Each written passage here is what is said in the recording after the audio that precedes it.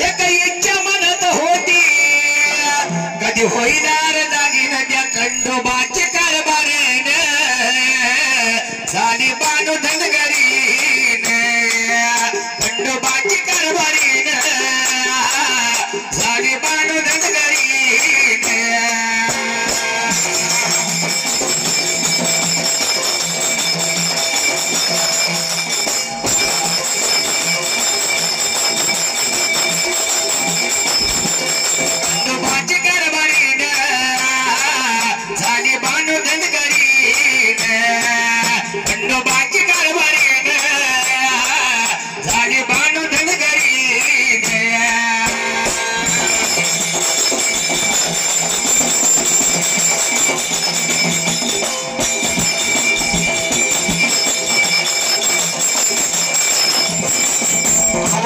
ढोलाचा घनघन करी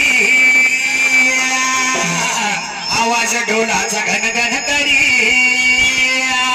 संत बाळू मामा देव राहतो याद बापुरी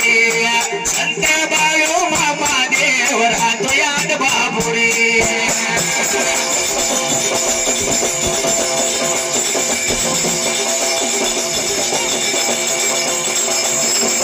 बाळू मामा देव माझा राहतो याद बापुरी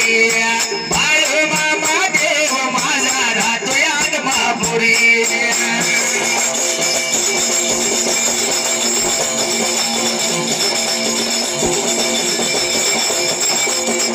ढोलाचा घनघन करी या करजी गावात आवाज ढोलाचा घनघन करी आवाज ढोलाचा घनघन करी संत बाळू मामा देव राहतो याद महापुरी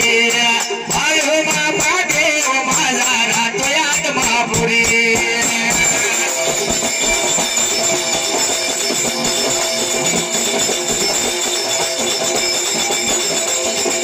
बाळू मामा देव माझा राहतो याद महापुरी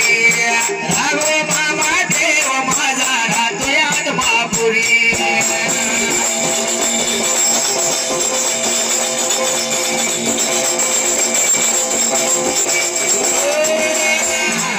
सध्या काय झालं होतं करंजी गावात आपण पहिल्यांदा आलोया पहिल्यांदा कार्यक्रमाला आलोय बरोबर आहे पहिल्याच कार्यक्रमाला या मामाची सेवा करण्याची संधी आपल्याला मिळालेली आहे आपलं भाग्य जाय म्हणायचं आहे पण कसं माहितीये का कसं आहे वाढ वडिलांची म्हण कशी आहे कसे ज्याची खावी भाकरी त्याची करावी चाकरी आणि ज्याची खावी पोळी त्याची वाजवावी टाळी आणि ज्याचं खावं नीट त्याला त्याचं करावं नीट करावं इथं खाल्लं आहेच त्याचं करायच पाहिजे नीट केलं पाहिजे बरोबर आहे म्हणून या करंजी गावाला आलोय पहिल्या गावाला बाळू मामाला सर्वजण येते बरं का आणि या कलियुगी संताला वविकार येणार सुद्धा काय म्हणते बाळू मामाला चाललोया होय बरोबर आहे मंदिरात पूजा सेवा करणारा सुद्धा काय म्हणतो या बाळू मामापाशी राहिलोया या मंडळाचे सर्व कार्यकर्ते काय म्हणतात बाळू मामाची सेवा करतोया आणि माता माऊली सुद्धा चाललेल्या काही पोरी असलेल्या आणि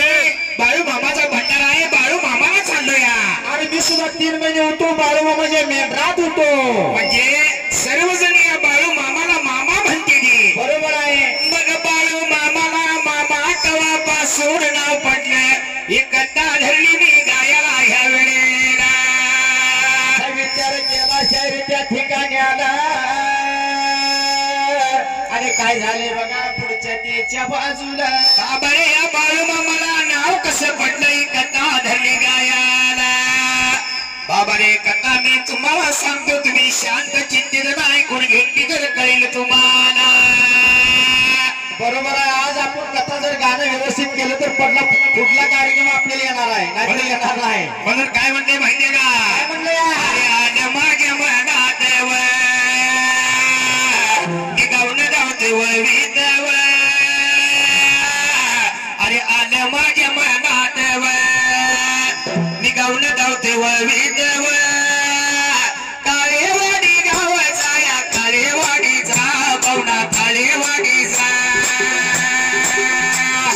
काळेवाडीचा पाहुणा काळेवाडीचा